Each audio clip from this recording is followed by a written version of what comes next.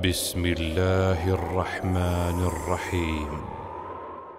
به نام خداوند بخشنده و مهربان. و بعد السلام علیکم دوستان عزیز و گرامی.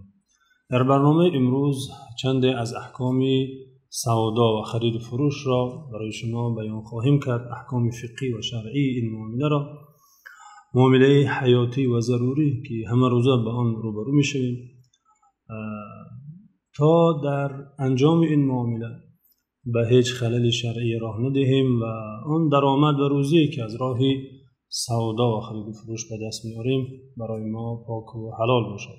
دوستان گرامی، فقه اسلامی خصوصیتی شمولی و فراگیر بودن را دارد که همه جنبه های حیات انسان را در بر گرفته. بنابراین فقیهان میگویند انسان هیچ تصرف، هیچ کار انجام نمیدهد مگر که خداوند برای کار او حکم خاصی دارد. به این معنا که انسان هر کار و تصرفی را که اقدام میکند انجام میدهد، یا فرض است و سنت است، یا مکروه است، یا مستحب است، یا حرام و ممنوع است و یا مباح است. کارهای انسان مکلف از این دایره بیرون نیست.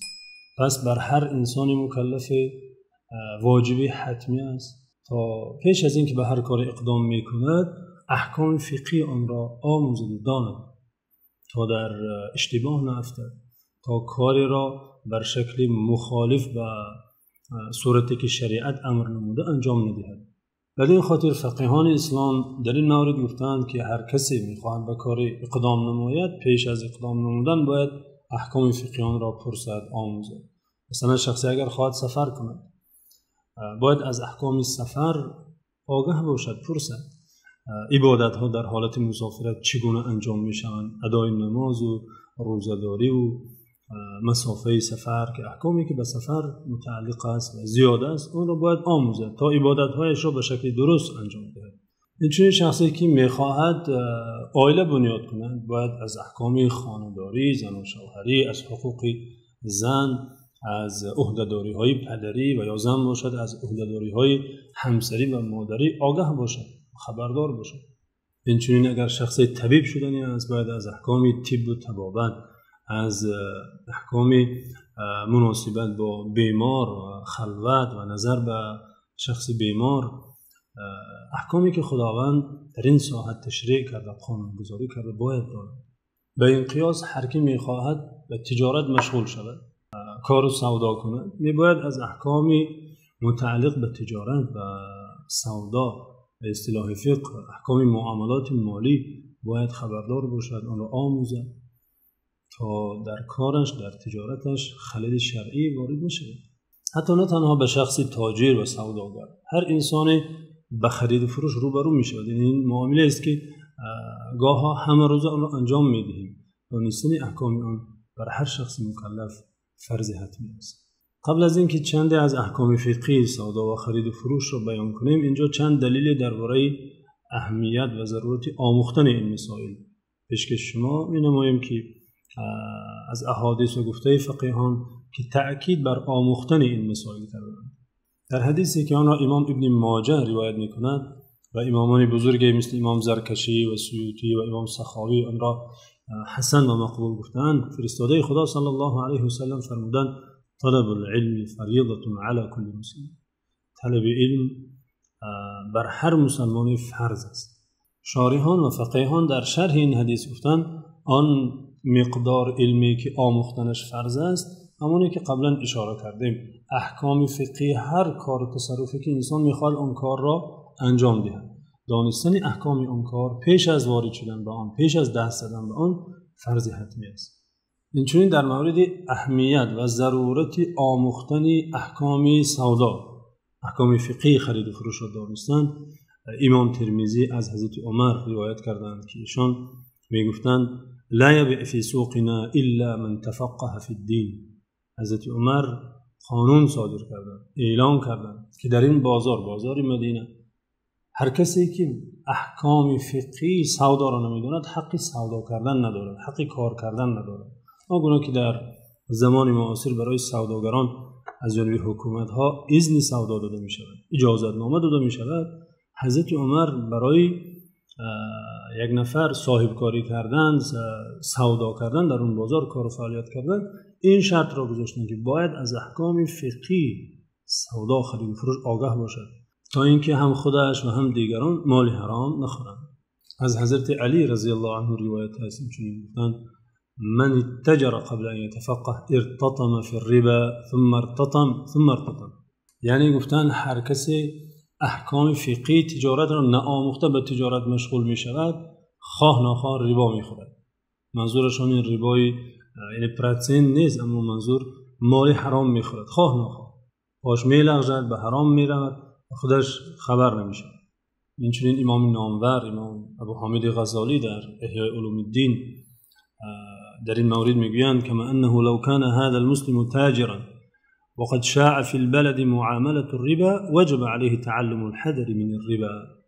اگر شخص تاجر باشد و در آن شهر معاملات ربوی رواج داشته باشد، مثل زمان ما، واجب است که از نازکی های تجارت، از انواع ربا، از انواع سودای حلال و حرام آگاه باشد، آموزد. کدام نوع سودا جایز است، کدامش ناجایز است، کدام شرط ها سودا را باطل می سازد از نگاه شریعت. این چیزها را باید هر تاجری داند و آموزد. امام در ادامه میگوید: و هذا هو الحق فی العلم الذي هو فرض عین. این همان اندازه علمی است که دانستنش بر هر شخص مکلف فرض عین است. هر کسی باید خودش داند این مقدار دانش را. فرض کفایی داریم در شرع و فرض عینی. فرض کفایی فرضی که یک عددی اگر اون رو انجام دهند از گردن عده دیگری ساقط می شود، اما فرض عین همان فرض هایی که هر کسی باید خودش اون رو انجام دهد. این مقدار علم میگوید فرض عین است، هر کس باید خودش داند. این چنین علامه ابن عابدین فقیه بزرگواری حنفی میگوید: و فرض علی کل مکلف و مکلفه بعد تعلمه علم الدین والهدایه تعلم علم الوضوء والغسل والصلاة وعلم الزكاة من له نصاب والحج والبيوع على التجار ليحترزوا عن الشبهات والمكروهات.